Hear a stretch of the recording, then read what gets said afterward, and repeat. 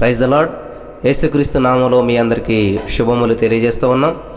ప్రతిరోజు ప్రభు సన్నిధి అనేటువంటి యొక్క కార్యక్రమానికి మిమ్మల్ని అందరినీ కూడా ప్రేమపూర్వకంగా ఆహ్వానం తెలియజేస్తూ ఉన్నాం. మరి మన అంశం యొక్క మూలవచనం అయినటువంటి మరి మోసపోయినటువంటి వారి కొరకు, డిసీవ్డ్ పర్సన్స్, డిసీవ్డ్ పీపుల్స్ ఎవరైతే ఉంటారో వాళ్ళ కొరకు మనం మరి ప్రత్యేకమైన ప్రార్థన చేస్తూ ఉన్నాం. మనం ధ్యానించుకునేటువంటి అంశం మూలవచనం. యేసుప్రభువు వారు స్వయంగా చెప్పినటువంటిది ఏంటంటే మత్తయి సువార్త 24:4 యేసువారితో ఇట్లా, ఎవడನ್ನು మిమ్మల్ని మోసపరచకుండా చూసుకొనుడి. ప్రార్థిద్దాం. స్తోత్రం దేవా, సర్వోన్నతుల సర్వాధికారి, నీ ఘనమైన అత్యున్నతమైన నామానికి లెక్కలేని స్థుతులు స్తోత్రాలు చెల్లిస్తున్నాను. ఈ సమయంలో ఈ యొక్క వాక్యాన్ని ధ్యానిస్తూ ఉండగా మాతో మాట్లాడి ప్రతి వారికి వినగల చెవి, గ్రహించగల అనుగ్రహించమని పరిశుద్ధాత్మదేవుడా ప్రతి వారితో మాట్లాడుచున్నందుకు వందనం చెల్లిస్తూ నమ్మి పొందుకునే నామ తండ్రి, ఆమేన్. హల్లెలూయా. ప్రియమైనటువంటి సహోదరి స్నేహితులారా, దయచేసి గమనించవలసినటువంటి విషయం ఏంటంటే, మనం ఎప్పుడు మోసపోతాము అంటే దేవుడు చెప్తా ఉన్నాడు, మోసపోకుండా జాగ్రత్తగా చూసుకునుడి అని చెప్తా ఉన్నాం.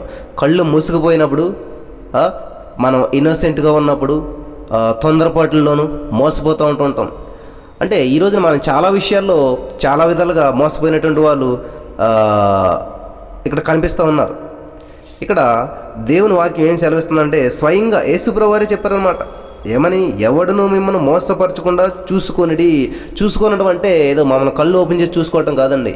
ఇక్కడ నేను తెలుసుకున్న మన ఆత్మీయ మనోనేత్రం తెరవబడినప్పుడు మాత్రమే మనం ఆ మోసం జరగకుండా చూడగలదు. నేను ఒక బిజినెస్ మ్యాన్ది ఒక ఉదాహరణ చెప్పాను మీకు ఆల్రెడీ.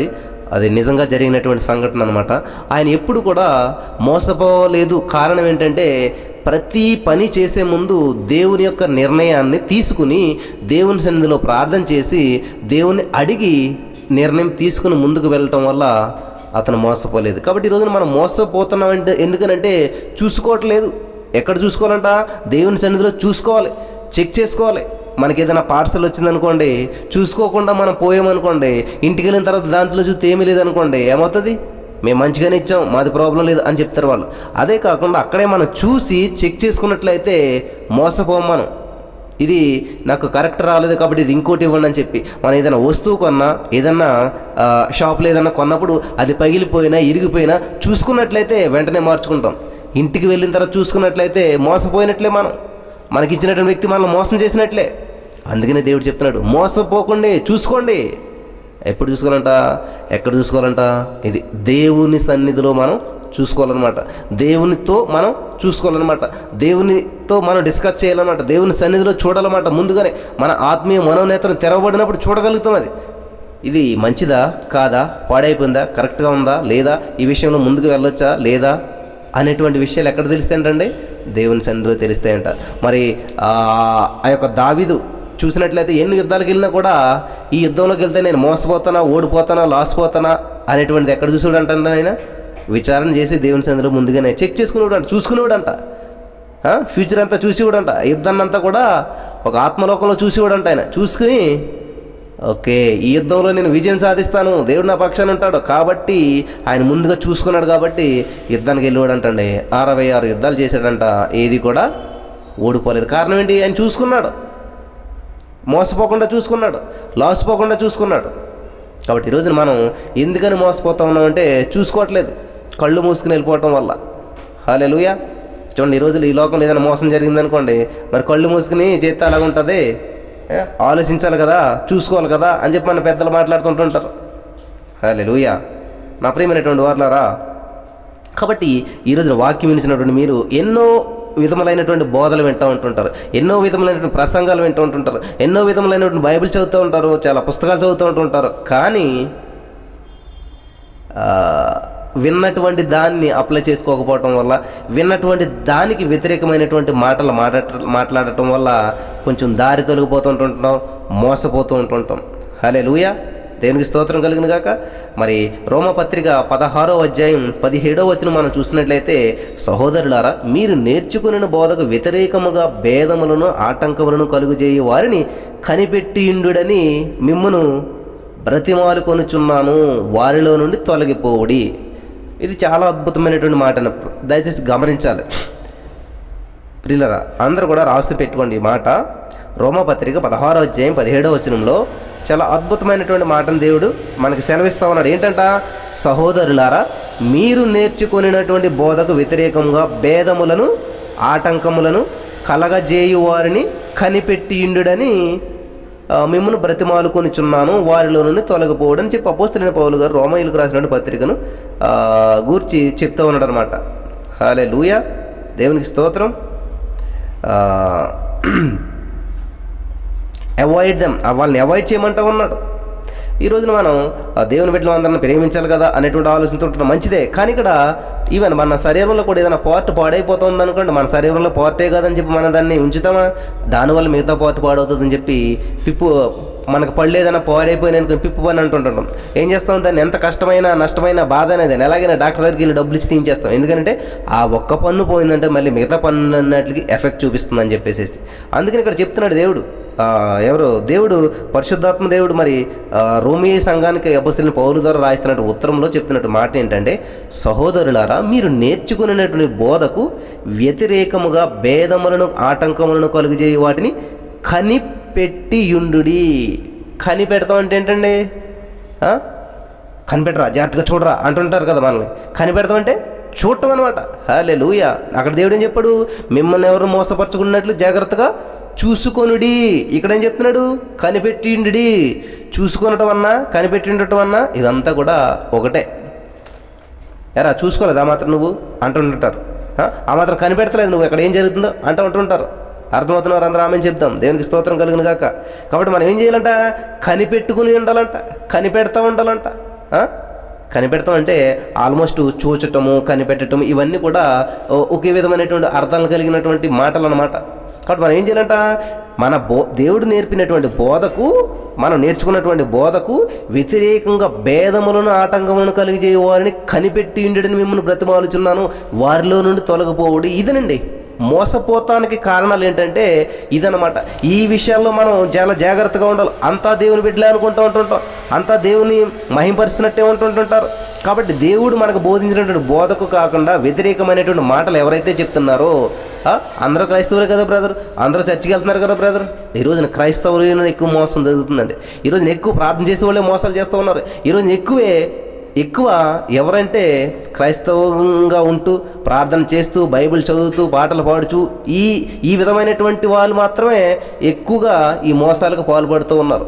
అందుకని ఇక్కడ చెప్తున్నాడు, ఇది ఇప్పుడు జరిగిన విషయం కాదండి, 2000 సంవత్సరాల క్రితం జరిగినటువంటి విషయం ఇది అంతా కూడాను. ఈ రోజున కూడా మనం ఆ విషయాన్ని చూస్తూ ఉన్నాం. అపోస్తలుడైన పౌలు చెప్తున్నాడు, సహోదరులారా, వాక్యం ఇచ్చిన ప్రియమైనటువంటి వారందరూ వినండి ఒక మాట. మీరు నేర్చుకునేటువంటి బోధకు, మీరు ఏదైతే నేర్చుకున్నారో ఆ బోధకు వ్యతిరేకముగా భేదములను కలిగించు ఆటంకములను కలిగజేయ వారిని కనిపెట్టిండి. విన్న వాక్యానికి ఆటంకం కలుగుతూ ఉన్నదా? దేవుళ్ళ బలపడుతున్న ఆటంకం కలుగుతూ ఉన్నదా? వీటన్నిటిని కనిపెట్టండి. అటువంటి వారిని అంటే ఏం చేయాలంట? కనిపెట్టిండి, మిమ్మల్ని బ్రతిమాలుచున్నాను, వారిలో నుండి తొలగిపోవుడి. అట్టివారు మన ప్రభువైన క్రీస్తుకు కాక తమ కడుపునకే దాసులు. 18వ వచనం చూడాలమ్మా, అందరూ రాసి పెట్టుకోవాలి ఇవన్నీ కూడా. అట్టివారు మన ప్రభువైన యేసుక్రీస్తుకు కాక తమ కడుపులకే దాసులు. యేసుక్రీస్తుకు దాసుడైనటువంటి వాడు కడుపుని ఎండగొడతాడండి. కడుపుకు దాసుడైనటువంటి వాడు ఏం చేస్తాడంటండి? ఎదుటివాడి కడుపైనా కొట్టి వాడు కడుపు నింపుకుంటాడు అనమాట. ఎదుటివాడినైనా మోసం చేసి వాడు పైకి రావాలని చూస్తుంటాడు. ఎదుటివాడినైనా కిందకు తొక్కి వీడు పైకి వెళ్ళాలనుకుంటాడు అనమాట. ప్రభు అయిన క్రీస్తుకు కాక దాసులు, కడుపుకే దాసులు అనమాట.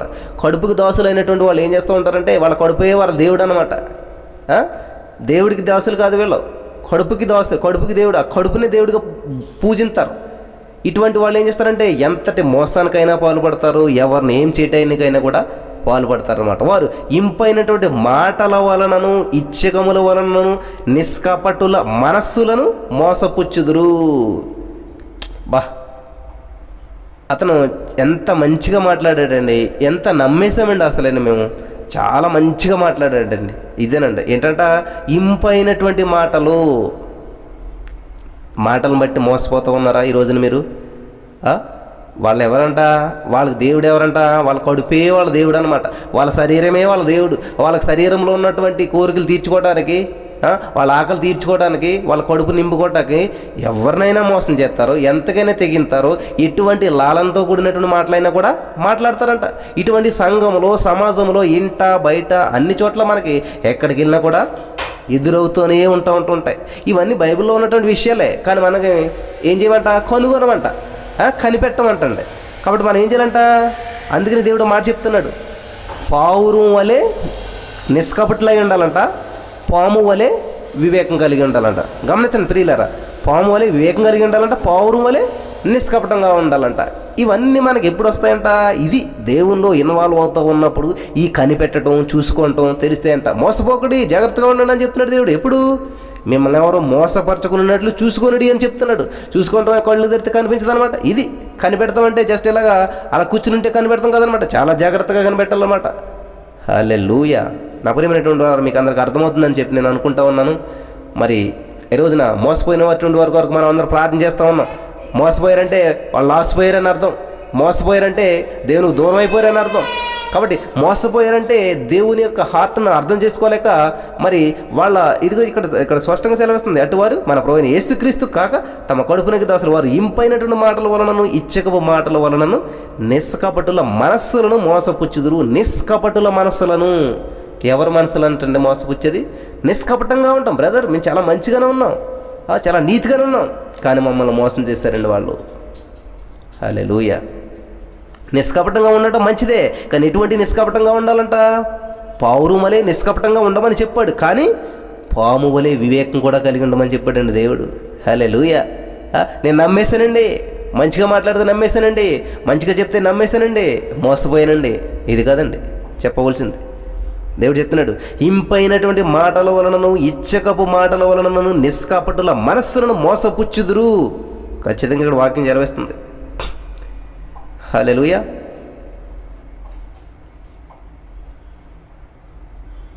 గమనించాలి ప్రియమైనటువంటి వాళ్ళారా, నిష్కపటులను మోసపుచ్చుదురు. కాబట్టి మనం నిష్కపటంగా ఉండటం మంచిదే, కానీ పావురాల వలె నిష్కపటంగా ఉండమని చెప్పాడు దేవుడు. కానీ పాము వలె వివేకం కూడా కలిగి ఉండాలి. వివేకం లేనటువంటి వాళ్ళు ఏమవుతారంటే, వివేకం లేని సుందర స్త్రీ పంది ముక్కునున్నట్టు బంగారు కమ్ములాగానే అంతటి బంగారం అయినప్పటికీ దాని బ్రతుకంతా బురద గుంటలోకి వెళ్ళిపోతూ ఉంది, బురదలోకి వెళ్ళిపోతుంది, మట్టిలోకి వెళ్ళిపోతుంది. కారణం ఏంటంటే వివేకం లేదనమాట. నిష్కపటమే మంచిదే, కానీ వివేకం లేకపోవడం వల్ల ఏమవుతుందంటే ఈ రోజున బురద కొట్టిపోయినటువంటి జీవితాలు, మట్టి పాలైపోతున్నటువంటి జీవితాలు, కారణం వివేకం లేకపోవడం వల్ల. వివేకం లేనటువంటి సుందర స్త్రీని పంది ముక్కునటువంటి బంగారు కమ్మతో ఎందుకు పోల్చినాడంటే ఇదన్నమాట. హల్లెలూయా. దేవునికి స్తోత్రం కలుగును గాక. నిష్కపటుల మనస్సులను మోసపుచ్చుదురంట. హల్లెలూయా. దేవునికి స్తోత్రం కలుగును గాక. దయచేసి గమనించాలి ప్రతి వారు కూడాను. అదేవిధంగా కొరింథీయులకు రాసినటువంటి మొదటి పత్రిక 3వ అధ్యాయం 18వ వచనం. ఇది ఎదుటి వాళ్ళు మనం మోసం చేయడం వేరండి, వాళ్ళు వీళ్ళు మోసం చేయడం వేరు. కానీ కొంతమంది ఏం చేస్తారంట, వాళ్ళే మోసం చేసుకుంటారంట. ఇది మరీ విడ్డూరం కదండి. ఎవరో మనల్ని మోసం చేస్తే చాలా బాధపడుతుంటారు. అలా కాకుండా అసలే మనమే మోసం చేసుకోవడం అంటే ఎలా ఉంటుంది చూడండి. 1వ కొరింథీ పత్రిక 3వ అధ్యాయం 18వ వచనం చూసినట్లయితే, ఎవడును తనను తాను మోసపరచుకొనకూడదు. ఎలాగంట, మీరు ఎవడైనను ఈ లోకమందు తాను జ్ఞానినని అనుకుని ఎడల జ్ఞాని అగునట్టు వెర్రివాడు కావాలను. చాలామంది ఏమనుకుంటారంటే, నాకు అన్నీ తెలుసు. ఇదనమాట మోసపుచ్చుకోవటం అంటే. నాకు సమస్తం తెలుసు, నేను చెప్పిందే కరెక్టు, నేను చేసిందే కరెక్టు, నేను ఎవరి మాట వినను. ఇదేంటంటే మోసపుచ్చుకోవటం అన్నమాట. హల్లెలూయా. ప్రియమైనటువంటి వాళ్ళు ఆలోచించేయండి. ఇక్కడ ఒక ముందు వచనం మనం చూసినట్లయితే 17వ వచనం, కొరింథీ పత్రిక 3వ అధ్యాయం మొదటి పత్రిక 3వ అధ్యాయం 17వ వచనం చూసినట్లయితే, ఎవడైనను దేవుని ఆలయమును పాడు చేసిన ఎడల దేవుడు వారిని పాడు చేయను. దేవుని ఆలయం పరిశుద్ధమై ఉన్నది కనుక మీరు ఆ ఆలయమై ఉన్నారు. చాలామంది అనుకుంటూ ఉంటుంటారు, మనం ఏం చేసినా కరెక్టే, ఏం చేసినా పర్వాలేదు అనుకుంటూ ఉంటారు. చాలా జాగ్రత్తగా ఉండాలండి. ఎవడను తనను తాను మోసపరచుకొనకూడదు. మిమ్మల్ని మీరు మోసపరుచుకుంటున్నారేమో ఒకసారి ఆలోచన చేయండి ప్రియమైనటువంటి వాళ్ళారా. ఎవరు స్టేటస్ పెట్టారు, మొన్న పెడితే ఆ సినిమా పాటలు ఏదో పెట్టుకున్నారని చెప్పి నేను అడిగితే తప్పే ఉన్నదని అడిగారు. చూస్తే డైలీ నాకు ఏం పంపిస్తారు, దేవుని వాగ్దానాలు పంపిస్తారు. అరే దేవుని వాగ్దానాలు పంపించుకుంటా, దేవునిలో ఉంటా, మళ్ళీ ఇదేంటని అడిగితే భక్తి అన్నది మనసుకు సంబంధించిందంట. ఇది ఏంటంటే భక్తి అనేటువంటిది మనసుకు సంబంధించింది. కాబట్టి మన స్టేటస్లో ఏం పెట్టుకున్నా ఎలాగున్నా పర్వాలేదు. మనం ఈ లోకంలో జీవిస్తున్నాం కాబట్టి, మనం లోకంలో బ్రతకాలంటే జాబ్ చేయాలి, లేకపోతే లోకంలో మనుషులతో ఉండాలి, కాబట్టి మనం ఈ సినిమాలు ఇవి పెట్టుకోకపోతే తప్పదు అన్నట్టు నాకు చెప్పారు. చూడండి ఏంటంటే భక్తి అనేది మనసుకు సంబంధించినటువంటిదంట. మరి అప్పుడు నేను అన్నాను, అయితే శరీరము నరకానికి మనసు పరలోకానికి వెళ్ళటానికి ఏమైనా అవకాశం ఉంటుందా? శరీరం ఒక చోటికి మనసు ఒక చోటికి వెళ్ళటానికి ఏమైనా అవకాశం ఉంటుందా? ఆలోచించండి ప్రియమైన వాళ్ళ. హృదయం నిండి ఉన్న దాన్ని బట్టి మనసు మాట్లాడుతుంది అంటండి. హల్లెలూయా. ఏంటండి? హృదయం నిండి ఉన్న దాన్ని బట్టి మనసు మాట్లాడుతుందంట. కాబట్టి మన హృదయంలో ఏమున్నది? దేవుని వాక్యం చేత మన హృదయం నింపబడినప్పుడు ఆ బైబిల్ గ్రంథంలో మాట, దేవా నీ ఎదుట నేను పాపం చేయకున్నట్లు నా హృదయంలో నీ వాక్యాన్ని నింపుకొని ఉన్నాను. Hallelujah. Thank you Jesus. Hallelujah. మరి మన హృదయంలో ఎప్పుడైతే దేవుని వాక్యం చేత నింపబడతామో, ఎప్పుడైతే మన హృదయంలో దేవుని వాక్యం ఉంటుందో ఖచ్చితంగా ఏమొస్తాయంటే హృదయం నిండి ఉన్న దాన్ని బట్టి మనకేమొస్తాయి? అవే మాటలు వస్తాయి, అవే ఆలోచనలు వస్తాయి. అంతేగాని స్టేటస్లో ఒకటి, నోట్లో ఒకటి, మైండ్లో ఒకటి, బాడీలో ఒకటి, ఇట్లా డిఫరెంట్గా ఉండవండి. నా పూర్ణ మనసుతో నీ పూర్ణాత్మతో నీ దేవుడే నీ యెహోవాను సేవించవలను అని దేవుని వాక్యం జరిగిస్తుంది. ఇదండి మోసపరుచుకోవటం అంటే. ఇంట్లోనేమో క్రైస్తవులు, బయటేమో మామూలు. దయచేసి ఇటువంటి మోసపుచ్చుకునేటువంటి పనులు అన్నమాట ఇవి. ఎవరిని? మనల్ని మనమే మోసపుచ్చుకోవటం అనమాట. హల్లెలూయా. హల్లెలూయా. ఏంటండి? మనల్ని మనమే మోసపుచ్చుకోవటం అంటే ఇదన్నమాట. ఈరోజు చూసినట్లయితే మరి చాలామంది చేస్తున్నటువంటి కార్యం ఏంటంటే ఇదే. హల్లెలూయా. దేవునికి స్తోత్రం కలుగును గాక. దయచేసి గమనించాలి ప్రతి వారు కూడాను. మరి అనుకుంటారు నేను చేస్తున్నది కరెక్టే, నేను కరెక్ట్గానే ఉన్నాను. హల్లెలూయా. దేవునికి స్తోత్రం కలుగును గాక. హల్లెలూయా. ప్రియమైనటువంటి వాళ్ళరా, మరి ఇటువంటి సిచ్యువేషన్స్లో మీరు ఉన్నారా? ఇటువంటి సిచ్యువేషన్ గుండా మీరు వెళ్తున్నారా? అయితే దేవుడు మీతో మాట్లాడుతూ ఉన్నాడు ఈరోజు. నిజమే. మనల్ని మనం ఎంత ఈజీగా మోసం చేసుకుంటున్నామంటే, మనం చేసేది ప్రతిదీ కరెక్ట్ అనుకుంటా ఉన్నాం. మనం చేస్తున్నటువంటి ప్రతిదీ కూడా నిజమే అనుకుంటా ఉన్నాం. దశంభాగం అంతా దేవునికి ఇవ్వాలంటలేండి. దేవుడికి తెలియదా మన పరిస్థితి? నా జీతం చాలా తక్కువ. ఇది మనల్ని మనం మోసం చేసుకోవటం అంటే.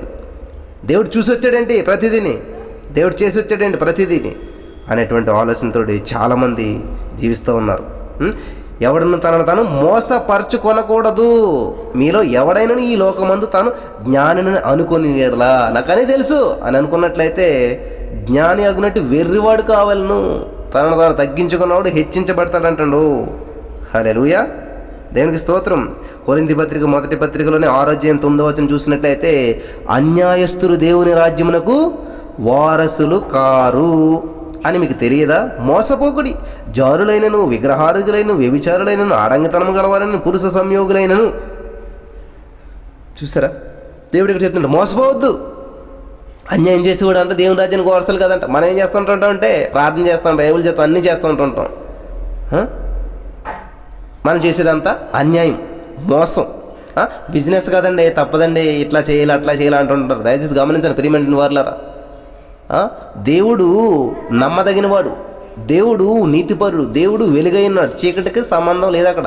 కాబట్టి మనం ఎప్పుడు కూడా దేవునిలో ఉంటూ మోసపరిచేటువంటి వారిగా ఉండకూడదు, అన్యాయం చేసేటువంటి వారిగా ఉండకూడదు. హల్లెలూయా. ఈరోజున దేవుని నమ్ముకుంటా ఉన్నారు. పదవిలో అన్యాయం, పాల్లో అన్యాయం, పప్పులో అన్యాయం, ఉప్పులో అన్యాయం, అన్నిటిలో అన్యాయమే.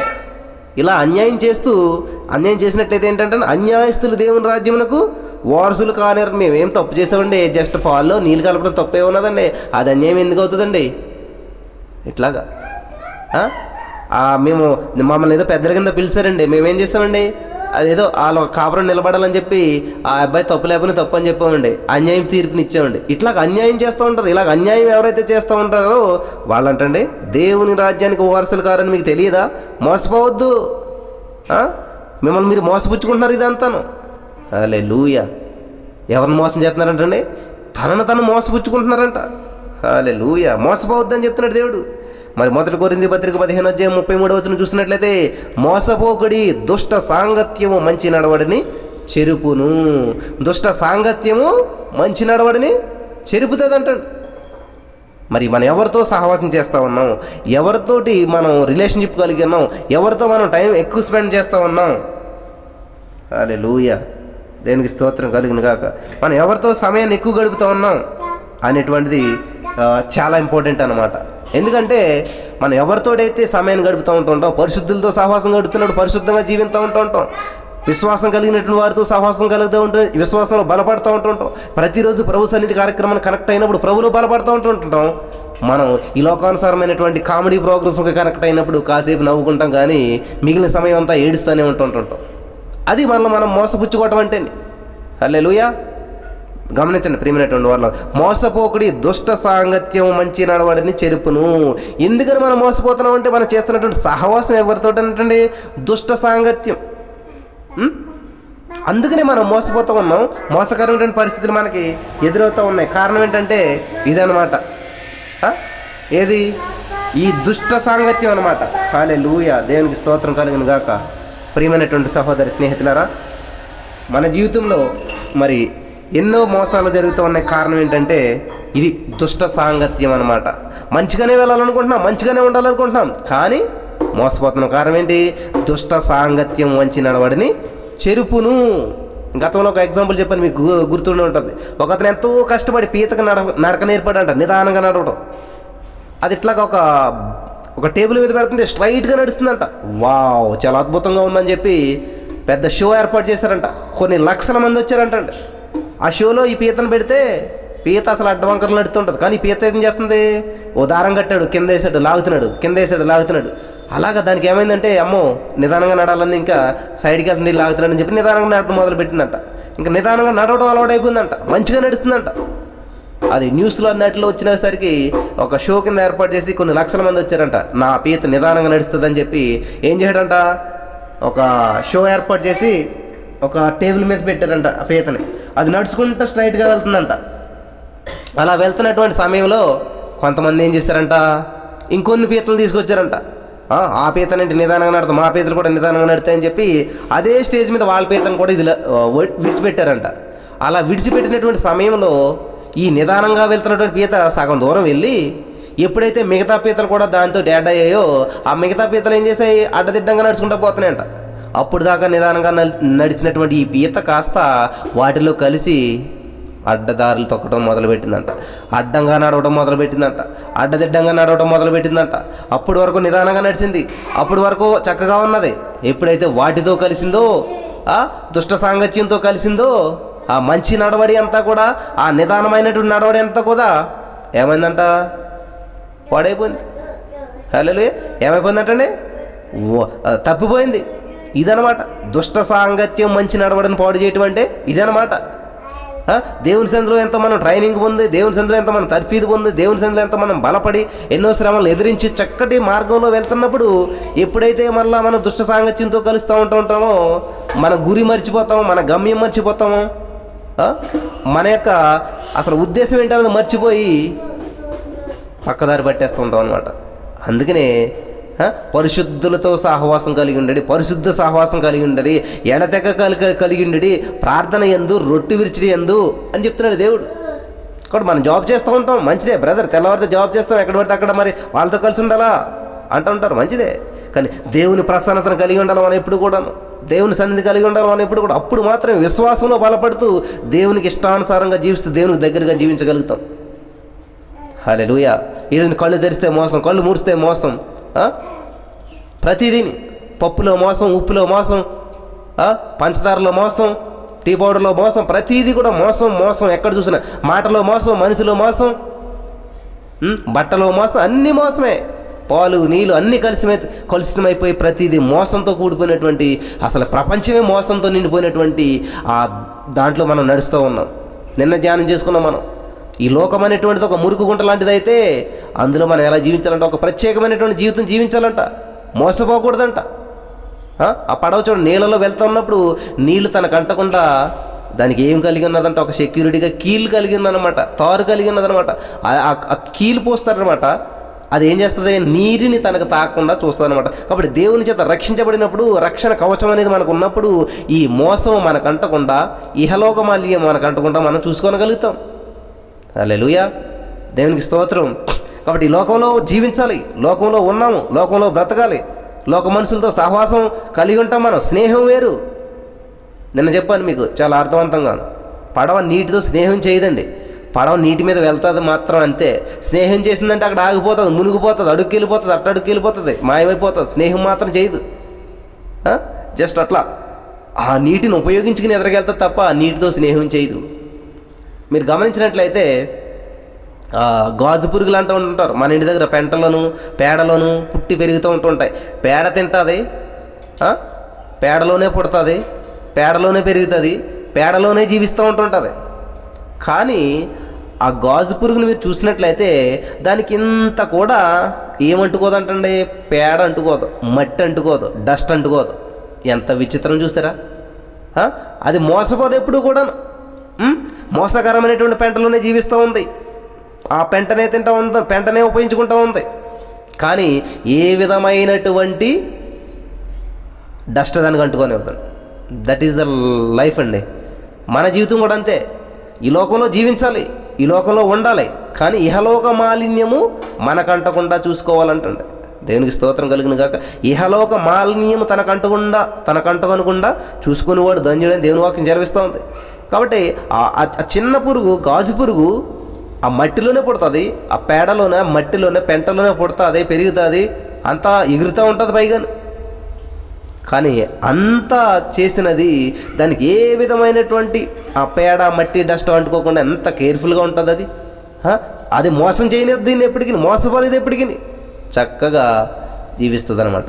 కాబట్టి ఒక క్రైస్తవుడైనటువంటి వ్యక్తి కూడా ఈ యొక్క లోకంలో జీవించాలి, లోకంలో ఉండాలి, కానీ తనకు ఏ విధమైనటువంటి బురద, మట్టి అంటుకొనకుండా చూసుకోవాలన్నమాట. హల్లెలూయా. నా చిన్నతనంలో నేను ఈ వినాయక చవితి వచ్చేసే సమయంలో మరి కలవ పువ్వులు కావాలని చెప్పి వెళ్తుండే వాళ్ళు మాకు దగ్గరే పక్కనే. ఆ కలవ పువ్వులు కోసినట్టుకు వెళ్తున్నప్పుడు అక్కడంతా కూడా చాలా బురదగా ఉంటుండేది. అక్కడ కాలుకు పెడతాకే అసహ్యం వేసేది.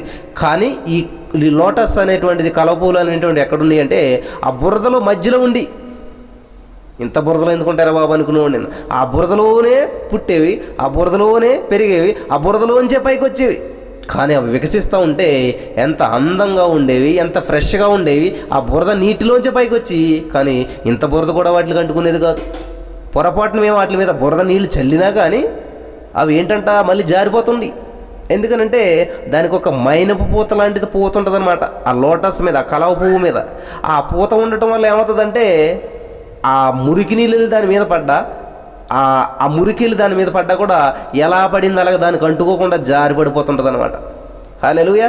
మోసం చేయాలని చూస్తూ ఉంటుంది, మురికి నీరు వెళ్ళి మోసం చేయాలి, దాన్ని కూడా మలినం చేయాలి, దాన్ని కూడా మనలో కలుపుకోవాలనుకుంటుంది అంటండి. ఈ లోటస్ ఏం చేస్తుందంటే దాంట్లోనే జీవిస్తుంది, తప్పదు, దాంట్లోనే ఉంటుంది, దాంట్లోంచే పైకి వస్తూ ఉంటుంది అంటండి. జాగ్రత్తగా ఈ మురికి నీరు అంతా అనుకుంటుందంట, మురికి అంతా అనుకుంటుందంట, అరే మనకంటే పైకి వెళ్ళిపోతుంది, ఇది మనకంటే పైకి వెళ్ళిపోతుంది, దీన్ని ఎలాగైనా కిందకి లాగేసేయాలి, దీన్ని ఎలాగైనా మలినం చేసేసేయాలి, దీన్ని ఎలాగైనా మాయం చేసేసేయాలి అని ఆ చుట్టూ ఉన్న మురికి, మట్టి, బురద అంతా ఆలోచన చేస్తూ ఉంటుంటుందంట. హల్లెలూయా. ఇంత మట్టి, ఇంత బురద మనల్ని ఎవరు పట్టించుకోవట్లేదు. ఎక్కడో చిన్నగా వచ్చింది పైకి, ఇది మనల్ని దాటుకుని పైకి వెళ్ళిపోతుంది. ఇది మనతో సంబంధం లేనట్టు చూస్తూ ఉంది, కానీ మనలోనే ఉన్నది, కానీ మనతో సంబంధం లేనట్టు పైకి వెళ్ళిపోతూ ఉంది. కాబట్టి దీన్ని ఎలాగా అడ్రస్ లేకుండా చేయాలని చెప్పి ఆ మట్టి, బురద, మలినం అంతా కూడా చూస్తూ ఉంటుంటుందంటే. కానీ చూసినట్లయితే లోటస్ చాలా చిన్న కాడ కలిగి ఉంటుందండి, పెద్ద పువ్వు ఉంటుంది అనమాట. అంటే ఈ లోకంతో సంబంధం చాలా చిన్నగానే ఉంటుంది, ఆ బురదలోకి చిన్నగానే ఉంటుంది దాని యొక్క కాడ, కానీ పైకి వచ్చాక చాలా పెద్దగా అవుతుంటుంది అనమాట. పెద్ద పువ్వు పూస్తుంది, చాలా తెల్లగా ఉంటుంది. నల్లని బురదలో, నల్లని మురికిలోంచి తెల్లని పువ్వు బయటకు వస్తుంది అనమాట. హల్లెలూయా. దేవునికి స్తోత్రం. అదండి ఇహలోక మాలిన్యం తనకంటకుండా, ఇహలోక మోసంలో తన మునిగిపోకుండా, ఇహలోక మోసంలో కలిసిపోకుండా సెపరేట్గా ఈ లోకమునకు వేరే జీవించడం అంటే, ఈ లోకమునకు వేరే జీవించడం అంటే ప్రాణాలు విడిచిపెట్టి పైకి పోవటం అని కాదండి. గమనించాలి ప్రియమైనటువంటి వారులారా. హల్లెలూయా. యాకోబు పత్రిక 1:27 వచనంలో స్పష్టంగా రాశాడండి దేవుడు. యాకోబు పత్రిక 1:27 వచనం చూసినట్లయితే, ఇహలోక మాలిన్యము తన కంటకుండా తనను తాను కాపాడుకున్నట్టే ఏనంట నిజమైనటువంటి భక్తి అంటే. కాబట్టి ఈ లోటస్ చూసినట్లయితే అంత బురదలోంచి పెరుగుతుంది, కానీ ఇంత చిన్న కాడే ఉంటుందండి బురద లోపలికి. కానీ పైన చూస్తే చాలా పెద్ద పువ్వు ఉంటుంది. ఆ పువ్వు యొక్క కాడ చూసినట్లయితే ఎంత, ఒక 15-20 దారాలు కడితే ఎంత లావు వస్తుందో అంత లావు వంటి కాడ మాత్రమే కిందకు ఉంటుంది దానికి. కానీ పువ్వు చూసినట్లయితే చాలా పెద్దది ఉంటుంది అనమాట. హల్లెలూయా, దేవునికి స్తోత్రం. ఈ బురద లాగుతూ ఉంటుంది అన్న దాన్ని ముచ్చటానికి, దాన్ని మళ్లించేయటానికి. కానీ దాని మీద ఉన్నటువంటి కోటింగ్, రక్షణ కవచం, ఆ యొక్క మైనపు పూత లాంటిది ఉండటం వల్ల ఎటువంటి బురదడ్డ, ఎటువంటి డస్ట్ పడ్డా దాని మీద నిలబడటానికి ఏ విధమైనటువంటి అవకాశం ఉండదంటండి. వెనక్కి వచ్చేస్తుంది, రాలిపోతుంది, కింద పడిపోతుంది. హల్లెలూయా. అర్థమవుతుందా ప్రియమైనటువంటి సహోదరి స్నేహితులరా? మరి ఇక్కడ దేవుడు చాలా అద్భుతమైనటువంటి మరి వచనాలు మనకు చూపించాడు. దుష్ట సాంగత్యము మంచి నడవడిని చెరిపేస్తుంది. కాబట్టి ఈ లోటస్ ఏం చేస్తుందంటే సాంగత్యం మాత్రం చేయదండి. అక్కడ ఉండాలి కాబట్టి ఉన్నదంతే. వేరుగా జీవిస్తుంది అది. వేరుగా జీవించడం అంటే గొట్టెక్కట్లేదండి అది. కాబట్టి ఈ లోకంలోకి వేరే జీవించండి అంటే, బ్రదర్ మేము జాబ్ చేసేది ఎక్కడ? లోకంలోనే. కిరాణా షాప్కి వెళ్తే ఎక్కడ? లోకంలోనే. బట్టలు కొనాలంటే లోకంలోనే. అందరూ లోకస్తులే. మరి వేరుగా జీవించాలంటే ఎక్కడికి వెళ్ళాలి అనుకుంటుంటారు చాలామంది. ఇది లోటస్ని చూసి నేర్చుకోవాలి మనం. లోటస్ ఎక్కడ జీవిస్తుంది? లోకంలోనే జీవిస్తుంది, కానీ లోకం వేరే జీవిస్తుంది. ఎలాగా? నీటిలోనే జీవిస్తుంది, కానీ నీరు తనకు అంటుకోనివ్వట్లేదు. బురదలోనే జీవిస్తుంది, కానీ బురద తనకి అంటుకోనివ్వట్లేదు. ఆ బురదలోనే ఉన్నది దాని జీవితం అంతా. కాబట్టి ఈ లోకం అనేటువంటి బురదలో మనం ఉండాలి, జీవించాలి, బ్రతికినంతకాలం ఇక్కడే ఉండాలి. కానీ ఇహలోక మాలిన్యము ఏం చేయాలంటండి? తనకు అంటకుండా తనను తాను కాపాడుకునుటయే కదా నిజమైనటువంటి భక్తి అని చెప్పి ఇక్కడ యాకోబు 1:7 చాలా స్పష్టంగా మనకి కనిపిస్తూ ఉందన్నమాట. హల్లెలూయా. కాబట్టి ఎవరు మిమ్మల్ని మీరు మోసపరుచుకోకండి. అందరూ ఏమనుకున్నారంటే, మేము మోసపోయాం బ్రదర్, మేము ఎవరికో డబ్బు ఇచ్చాం, మాకు డబ్బు ఇవ్వలేదు, మేము అది ఇచ్చాం, మాకు అది ఇవ్వలేదు, మమ్మల్ని వీళ్ళు మోసం చేశారు, వాళ్ళు మోసం చేశారని చెప్పి మనం ఏం చేస్తుంటుంటే ఆదాము వల్లగాను మనం చేసి మోసపడ్డ కారణం ఎవరు మాట ఏమన్నారు? మందే లోపం అసలేని. ఇక్కడ లోపం ఎవరిది? సాతాను వచ్చి నిజమా అంటే నిజమంటావా అనేటువంటి నమ్మేసింది. అందుకని దేవుడు చెప్తున్నాడు, ఎవరన్నా మిమ్మల్ని మోసపరచుకున్నట్టు జాగ్రత్తగా చూసుకొనుడి, మేలుకొనుడి, కనిపెట్టుకొని ఇండుడి. హల్లెలూయా. కాబట్టి ఎందుకని మోసపోతున్నామంట? మేలు కొనకపోవడం వల్ల మోసపోతున్నాం. కనిపెట్టు కొనకపోవడం వల్ల మనం మోసపోతున్నాం. జాగ్రత్త కలిగి ఉండకపోవడం వల్ల మనం మోసపోతూ ఉన్నాం. హల్లెలూయా, దేవునికి స్తోత్రం. హల్లెలూయా. ప్రియులారా, గమనించండి ఎంతో అద్భుతమైనటువంటి విషయాలు దేవుడు మనకు సెలవిస్తూ ఉన్నాడు. మేము చాలా భక్తిపరులు అండి, మేము చాలా గొప్పవాళ్ళని అనుకుంటుంటారు. కాబట్టి యాకోబు పత్రిక 1:27 వచనం కూడా మీ మైండ్లో ప్రింట్ అయిపోవాలండి అందరికీ కూడా. తండ్రి అయినటువంటి దేవుని ఎదురు పవిత్రమును నిష్కలంకమునైనటువంటి భక్తి ఏదనగా, దిక్కులేని పిల్లలను విధవరాడను వారి ఇబ్బందులు పరామర్శించు. ఇది చేస్తారు అందరూ. దాన ధర్మాలు చేస్తారు, బట్టలు కొనిస్తారు, అంతే, అక్కడ దాకా అయిపోతుంది. ఇహలోక మాలిన్యము తనకంటకుండా కాపాడుకోవటం అన్నది చేయరనమాట. మాలిన్యంలో మలినమైపోతుంటారు, మట్టిలో మట్టి అయిపోతారు, బురదలో బురద అయిపోతారు, కలిసిపోతుంటారు, తాగి ఊడితో తాగుతూ ఉంటారు, గొంతులేసి ఊడితో గొంతులేస్తూ ఉంటుంటారు. ఆ మలినంలో మలినం అయిపోతుంటారు అనమాట. అదండి అక్కడ మనం నిలబెట్టుకోవాలన్నమాట. కాబట్టి ఈ రోజున క్రైస్తవ్యంలో చాలామంది ఓడిపోతూ ఉన్నారు, వంగిపోతూ ఉన్నారు, లొంగిపోతూ ఉన్నారు, మలినమైపోతూ ఉన్నారు, మోసపోతూ ఉన్నారు. కారణం ఇదనమాట. ఇహలోక మాలిన్యము అంటుకోకుండా చూసుకోవట్లేదు, అంటించుకుంటున్నారు. కావాలని మరీ అంటించుకుంటూ ఉన్నారు ఈరోజు చాలామంది. అందుకని మోసపోతున్నామండి. హల్లెలూయా, దేవునికి స్తోత్రం కలుగును గాక. హల్లెలూయా. మోసపోకుడి అని చెప్పి ఆగిపోయాడు దేవుడు. ఏం చెప్తున్నాడంట? దుష్ట సాంగత్యం మంచి నడవడిని పాడు చేస్తూ ఉందంట. హల్లెలూయా. కాబట్టి మా ఫ్రెండ్ అండి చాలా బాగా చెప్పిందండి ఆయన గురించి. మా ఫ్రెండ్ అండి అతను చాలా మంచోడని చెప్పిందండి. ఆ మాటలు వినేసేసి ఏం చేశాను? నమ్మేశానండి, మోసపోయానండి. హల్లెలూయా. ఫ్రెండ్ చెప్తే మంచోడు కాదండి, దేవుడు చెప్తే మంచోడు. ఫ్రెండ్ చెప్తే ముందుకెళ్ళకండి, దేవుడు చెప్తే ముందుకెళ్ళండి. పక్క వాళ్ళు చెప్తే ముందుకెళ్ళకండి, దేవుడు చెప్తే ముందుకెళ్ళండి. పక్క వాళ్ళ సజెషన్ కాదండి తీసుకోవాల్సింది, దేవుని సజెషన్ తీసుకోవాలి మీరు. పక్క వాళ్ళతో కాదండి దేవుని సమయాన్ని గడపటం, దేవునితో సమయాన్ని గడపాలన్నమాట. హల్లెలూయా. ఈ రోజున అనేక మంది మోసపోతున్నారు. కారణం ఏంటంటే సాంగత్యం. బ్రదర్ వాళ్ళు కూడా క్రిస్టియన్సే కదా బ్రదర్, వాళ్ళు కూడా దేవుని నమ్ముకున్న వాళ్ళే. హల్లెలూయా, దేవునికి స్తోత్రం కలిగిన గాక. గమనించండి ప్రియమైనటువంటి వాళ్ళరా, పాముల వలె వివేకము కలిగి ఉండాలంట. పావుల వలె నిష్కపటులుగా ఉండిపోతున్నారు చాలామంది. పాముల వలె వివేకం కలిగి లేకపోవడం వల్ల, వివేకం లేకపోవడం వల్ల సుందరమైనటువంటి స్త్రీ, వివేకం లేకపోవడం వల్ల అందమైనటువంటి స్త్రీ, వివేకం లేకపోవడం వల్ల గొప్పగా ఉన్నటువంటి వారంతా కూడా పంది ముక్కుకు వెళ్ళిపోతున్నారు, పంది ముక్కు పెడుతున్నారు బంగారం అంతా కూడా. వివేకం లేకపోయినట్లయితే నిష్కపటంతో కూడినటువంటి వారు మంచిదే, మేలుమైనటువంటి బంగారమే. కానీ వివేకం లేకపోవడం వల్ల ఎక్కడికి వెళ్తున్నారంటే పంది ముక్కుకు తగిలింటున్నారనమాట. ఆ పంది ఏం చేస్తుంది, బయటికి బురదలోను మలినంలోను పెట్టి దాన్ని గీకి గీకి లోపలికి పేడలోకి మట్టిలోకి బురదలోకి లోపలికి ఎండుతుంది అంటాడు ఈ పంది ముక్కులు ఉన్నటువంటి బంగారు కమ్మి. పంది పైకి తీసుకొస్తుందా, లోపలికి ఎండుతుంది, బురదలోకి ఎండుతుంది, మట్టిలోకి ఎండుతుంది. వివేకం లేకపోవడం వల్ల అక్కడికి వెళ్ళిపోయింది, బురదలోకి వెళ్ళిపోయింది అంట. వివేకం లేకపోవడం వల్ల మట్టిలోకి వెళ్ళిపోయింది. మంచిదే, బంగారమే, విలువైందే, కానీ కారణం వివేకం లేకపోవడం వల్ల.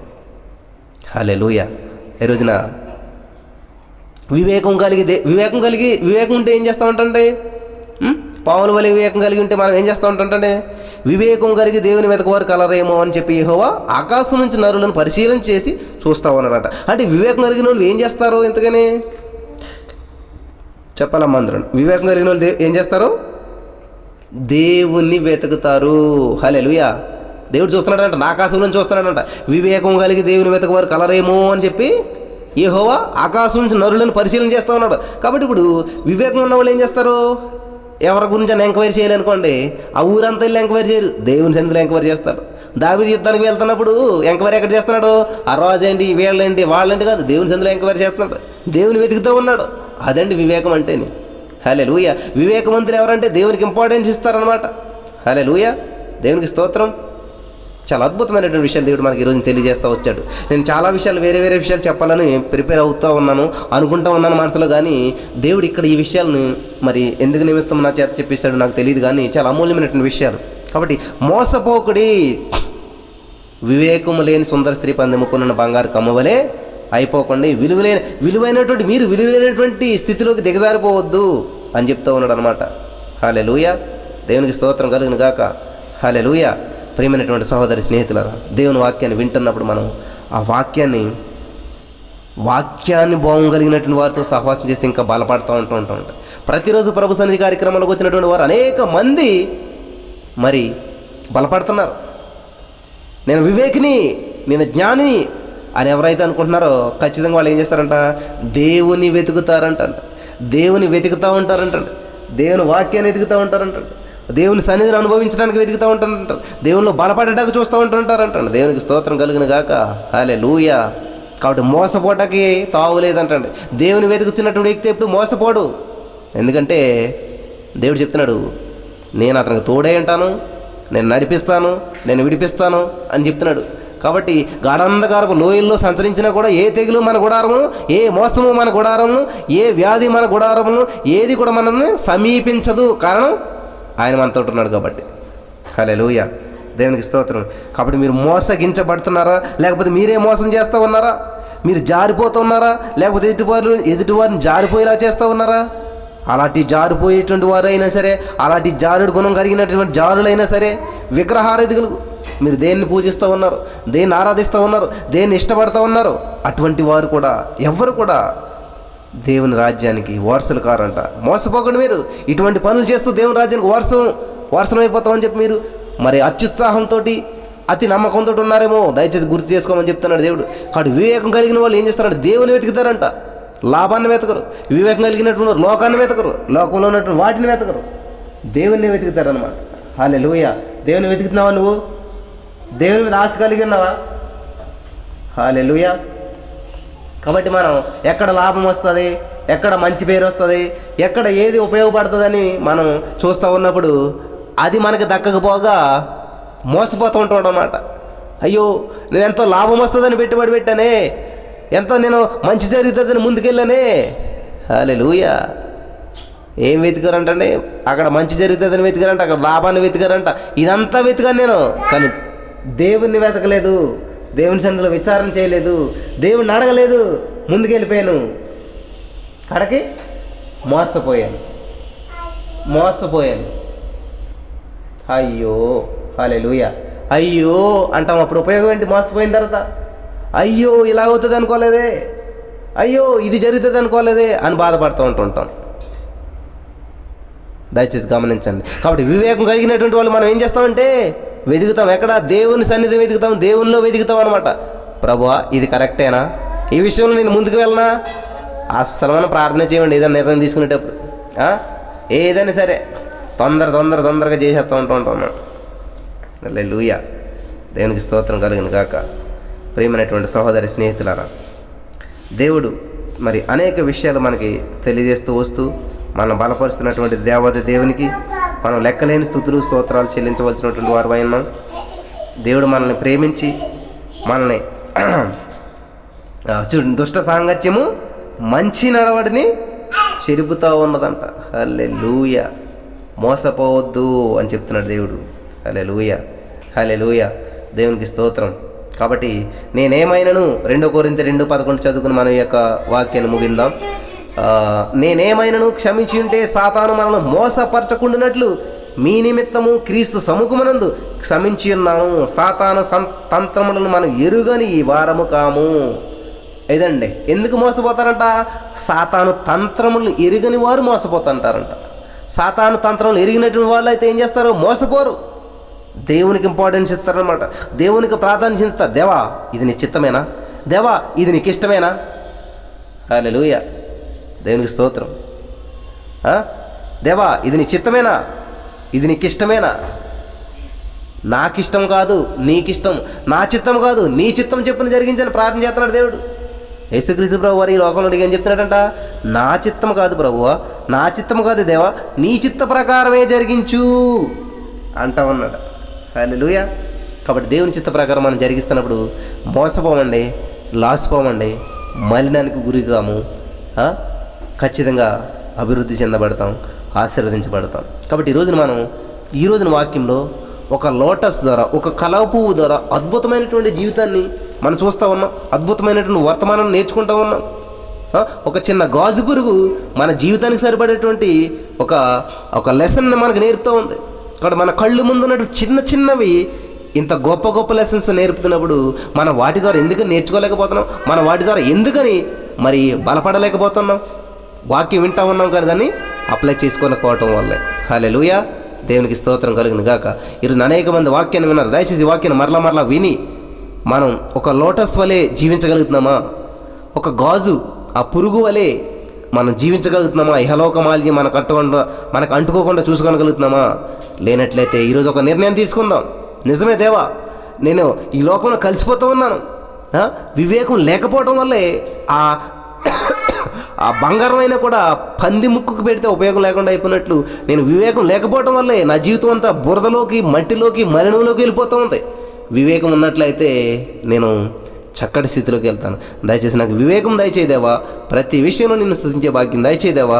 నేను ఈ రోజు నుంచి ఒక నిర్ణయం తీసుకుంటాను. మోసపోకున్నట్లు నేను దుష్ట సాంగత్యం నేను చేయను, మంచి సాంగత్యం చేస్తానని చెప్పి నిర్ణయం తీసుకుంటే మీ కొరకు నేను చిన్న ప్రార్థన చేస్తాను. యేసయ్యా, ఈరోజు ఎవరైతే చక్కటి నిర్ణయాలు తీసుకున్నారో మరి మోసపోకుండా నువ్వే సెలవిస్తున్నావు దేవా.